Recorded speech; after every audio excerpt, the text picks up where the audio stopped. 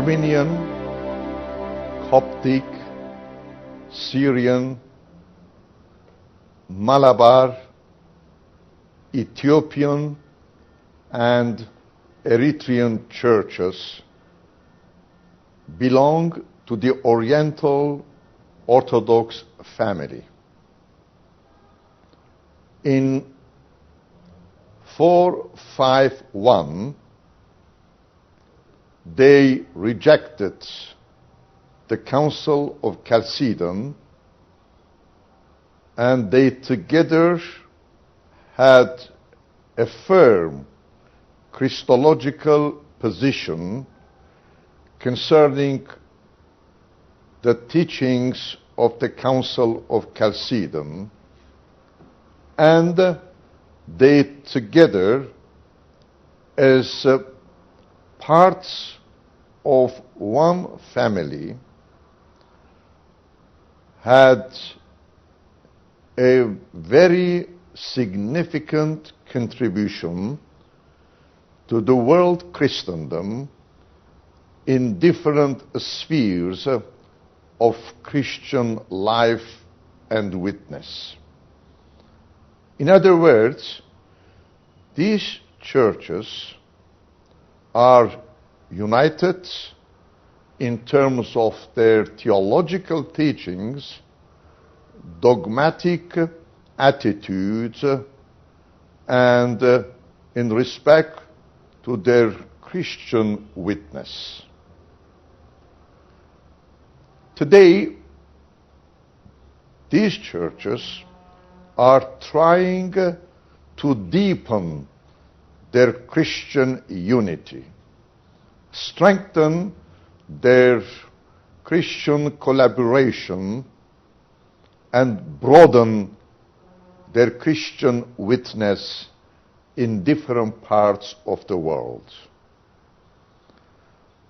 Middle East is the center, the origin of these churches.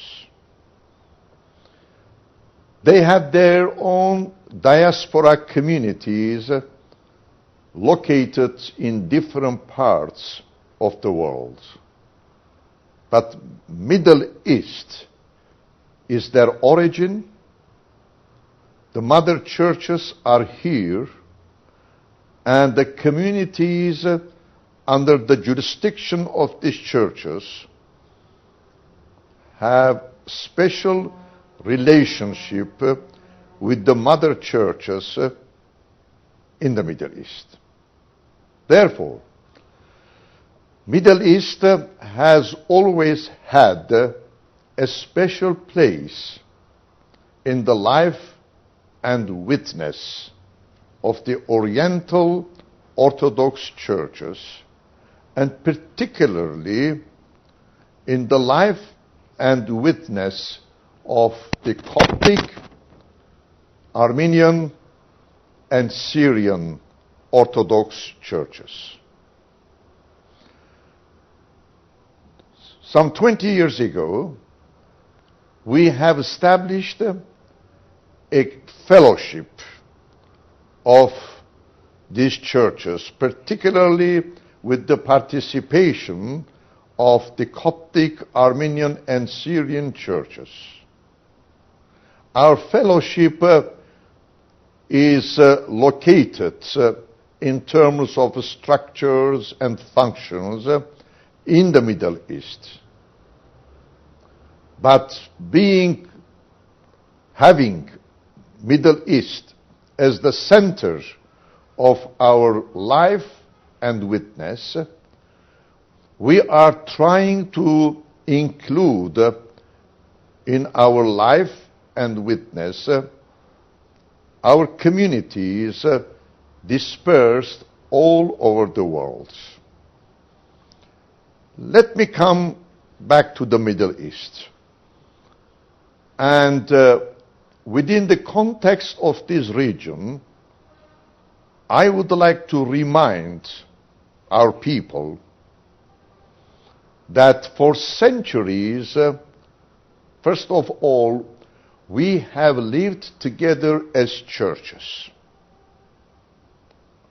I believe that this is the high time that we deepen and strengthen our Christian unity. This is the challenge before us. And this is, in fact, the commission given by our Lord Jesus Christ. In other words, how can we strengthen our Christian unity in response to the concerns, expectations, and needs that we are facing today, particularly in the Middle East? Secondly, we must strengthen our Christian witness, Christian mission, because the church is not an institution. This is the expression of the church. The church is a missionary reality sent by our Lord Jesus Christ. Therefore, how can we renew, revitalize our Christian witness in response to the realities and expectations that surround us? Being a church means getting involved in a missionary activities, in a missionary outreach. Therefore, more than at any time, our churches need to strengthen their Christian witness, their pastoral ministry, their diaconia, people-oriented service. This is what I call the inner mission of the church. In fact, mission has two dimensions and expressions: the ingoing of the church and the outgoing of the church, the outreach of the church. In the Middle East and in the world in general, our churches are called to deepen and expand and broaden their inner mission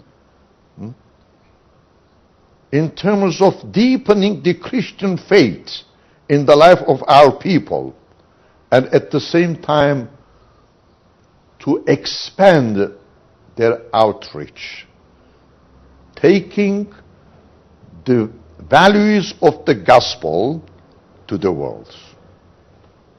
The other point that I would like to emphasize is that for centuries we have lived together in the Middle East with Muslims.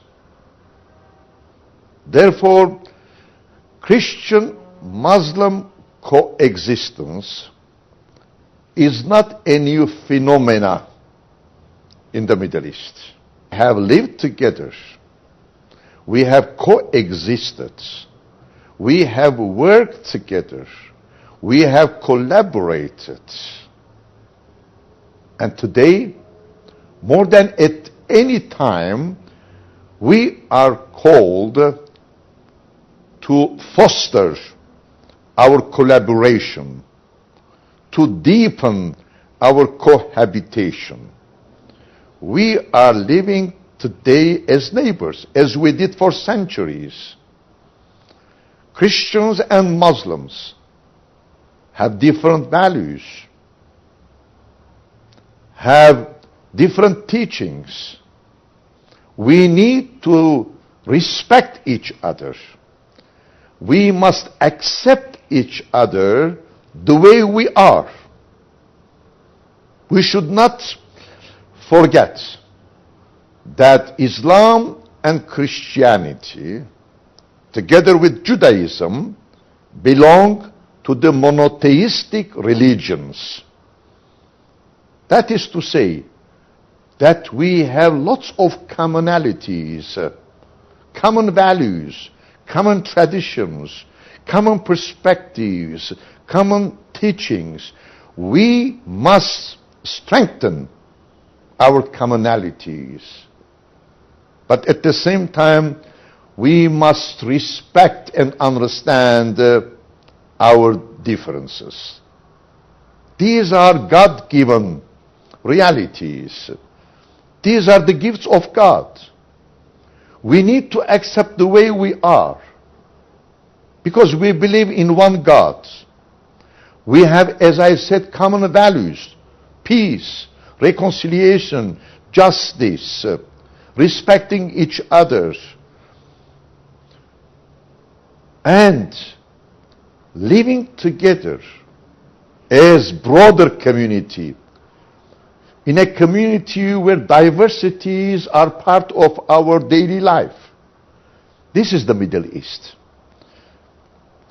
As two religions, we should condemn all forms and expressions of violence, extremism, and terrorism. These are against God. These are sins against God. These are not compatible with our religions. Christianity and Islam are religions of peace, justice, human dignity, human values. These are the divine religions. And as such, these religions reject all kinds of violence. For centuries, as I said, we have lived together, accepting and respecting our differences. This is the time that we must come together, Christians and Muslims, to deepen our commonality. We have a common basis, and standing on this common ground as two monotheistic religions, we must condemn, I repeat, all forms of violence, and tell to our people that we are, as Muslims and Christians, we are people of peace, of justice, of living together, of respecting each other. Therefore, for us as Oriental Orthodox churches, this is the time that on the one hand we deepen, strengthen our unity. At the same time, we open ourselves, as we did for centuries, to our Muslim brothers and sisters, and continue our dialogue. In the Middle East, dialogue is not a conceptual reality. It's a way of life. That is to say, we are engaged in dialogue of life. We are living together as neighbors. And we should continue this spirit of living together as neighbors, as belonging to one broader community and one nation.